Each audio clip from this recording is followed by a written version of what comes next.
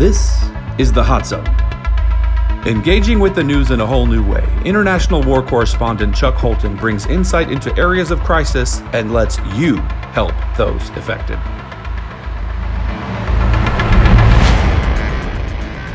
Hey folks, Chuck Holton here. Thanks for watching the Hot Zone. I just cannot seem to get a break and slow down a little bit. I just got back from Armenia. Took a couple days to try to find my desk at the house, and now I'm off on another mission to the Darien Gap.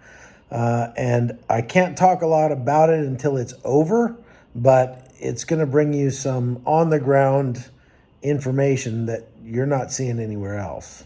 So stay tuned for that. In the meantime, I was looking at some of the things going on in the news, and one of them caught my eye. It's a volcano that exploded in the DR Congo, and specifically in a town called Goma, which is on the east side of Congo, right on the border with Rwanda. Now, I know that because I went to Goma several years back and did a couple of pieces for CBN based on what was going on there. Now, surprisingly, I went back and found those pieces, and they're very relevant to what's going on today. Not much has changed in that part of the world, but add to the misery that's going on in Congo from the fighting between different factions, the corruption, the absolute rape of the natural resources there. Congo is one of the most resource-rich countries in the world when it comes to things like cobalt and lithium and gold and diamonds and, just natural resources, minerals and things like that. And because of that, it's been just stripped. I mean, that country, so many people in that country work in absolutely deplorable conditions. There are some really amazing documentaries that have been done about that. I'd love to go over there and do one myself someday. But in the meantime, I wanted to show you this, one of the pieces that I did while I was in Congo about women who have had to band together to try to protect themselves from peacekeepers. And the reason I wanted to show this to you is because this is something that's common around the world. Almost everywhere I've ever been, when you find the United Nations at work, they bring a lot of misery along with whatever good that they do. In this case, the peacekeepers that were sent into Congo to try to make peace, or at least, keep these different factions from killing lots of civilians, ended up being the very ones that these Congolese women had to worry about raping them. And they had to band together. They pooled whatever resources they had to hire a militia group to protect them from the peacekeepers. Which is pretty ridiculous. It's unfortunate that so many times peacekeeping forces come from areas that don't know peace. You have, people showing up with MINUSTA in Haiti, for example, the UN peacekeeping forces. They're bringing cholera in. They're from Sri Lanka. They're from, third world countries, and the lack of hygiene in their camps ended up killing probably over 100,000 people. I mean, it's incredible how devastating that was. Go over to the border between Israel and Lebanon. The peacekeepers there very often end up siding with the terrorists rather than just keeping the peace. We could go on and on. There's so many places where I've seen that peacekeepers, UN peacekeepers, seem to do more harm than good. And it's really unfortunate because the United States spends a lot of money, not just on those forces, but they also spend a lot of money trying to put right these things that really don't have much to do with the United States, but they're just a moral good that needs to be done in the world. So, for example, the African Union troops in Somalia that the United States paid for, we funded these troops to go into Somalia and try to bring order, and that's a fool's errand if ever there was one. So anyway, suffice it to say, I went and did a story about these women, and it's really about these victims, and not so much about the United Nations or about the monsters that would rape these women. But it is still a big problem. Sexual violence is huge in Africa, and I wanted you to see this, and so that it could spur some thought on your part.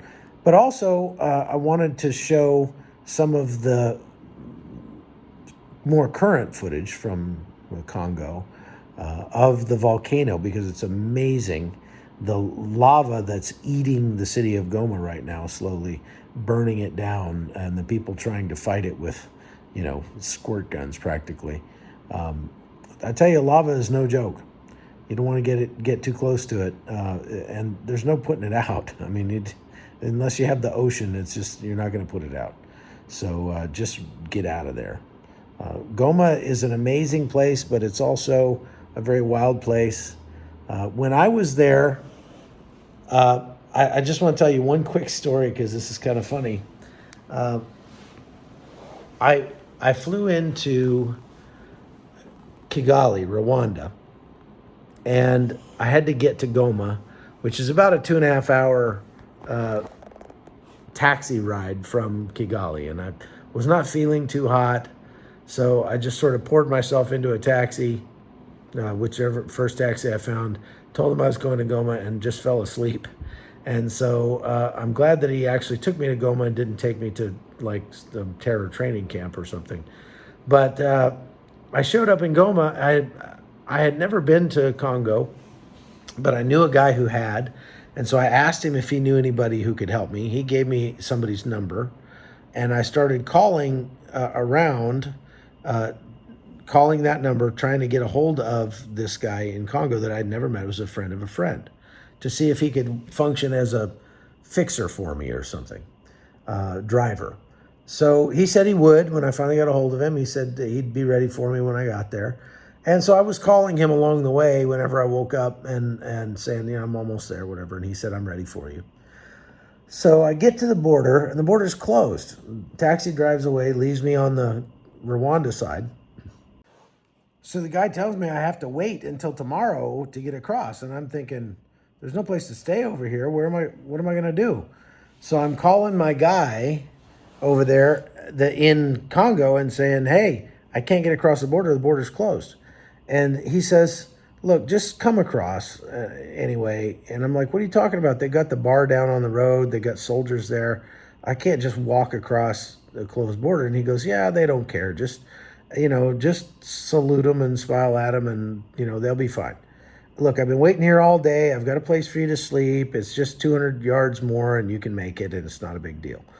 And I'm like, oh my gosh. So I texted Connie and I said, pray for me. I'm crossing a border illegally here. So I just put my rucksack on and started marching, and marched right past the soldiers that were guarding the border, and sort of gave them a salute, and they kind of went, hey, and I just kept going. And 200 yards later, same thing, walking into Congo, and I made it. I couldn't believe it. So there's like 200 people milling around there, and I'm thinking, how the heck am I going to find this guy that I'm supposed to hook up with? Then I realized, well, wait a minute, I'm the only white guy here, so I'll just stand here and he'll find me. And sure enough, after a couple minutes, a guy walks over, and he walks up to me and says in very good English, he says, are you Norwegian? And I thought, is this some kind of secret code or something? And so I said, well, my wife's Norwegian. And he said, yeah, that's great. Okay, yeah, I'm your guy. And I was like, what was that all about? Like, did I even ever say anything about the fact that my wife is Norwegian? Okay, whatever. So I went with this guy, and he took me to a place where these French nuns lived, right on the lake of Lake Kivu there, and put me up with the nuns. I've never slept in a nunnery before, but there I was. It was all by myself. I was the only non-nun that was in this nunnery, and woke me up the next morning, fed me like the worst breakfast I've ever had in my life. The hot water carafe, when I went to push the button on it, like 25 cockroaches came out of the carafe, and I just was like, ah! It was not cool. But it was Sunday, and the guy had asked me if I would go to church with him, so I did. Went to church. I got there. It was like 800 people, Congolese people, having a great time, just worshiping God. And I was like, this is great. And he's like, good, you're preaching. And I was like, what? And I didn't know I was preaching. So 3 minutes later, I'm preaching.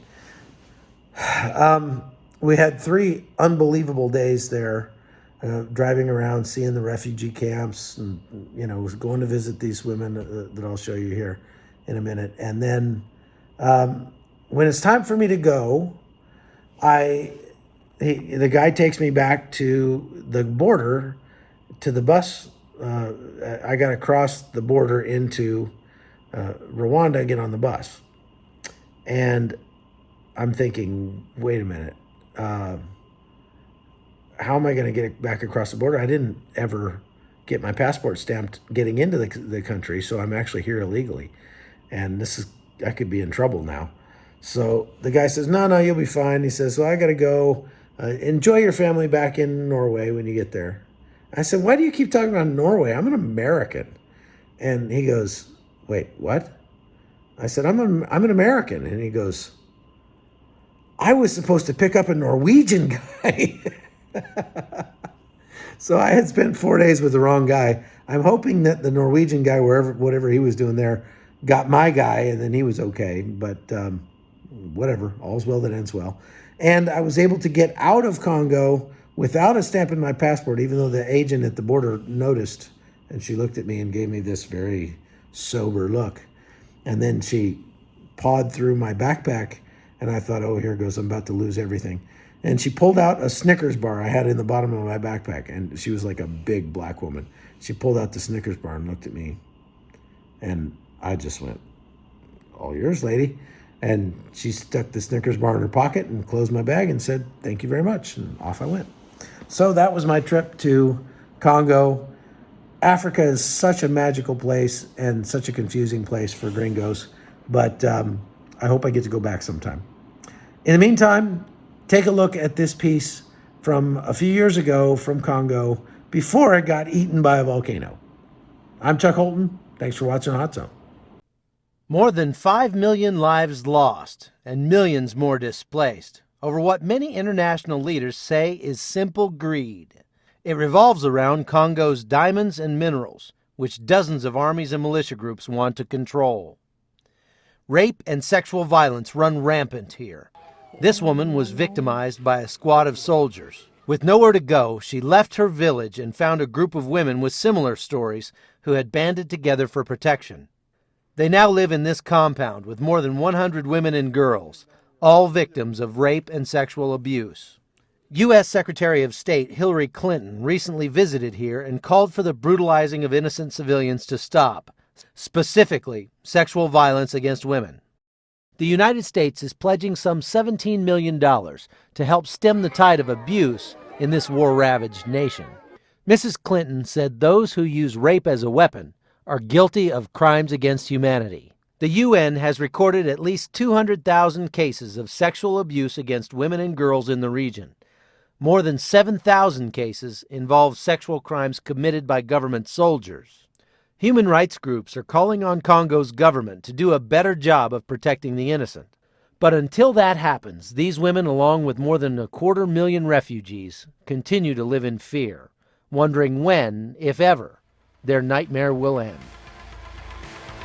The Hot Zone is produced by Amy Holton and Livefire Media. Copyright 2021.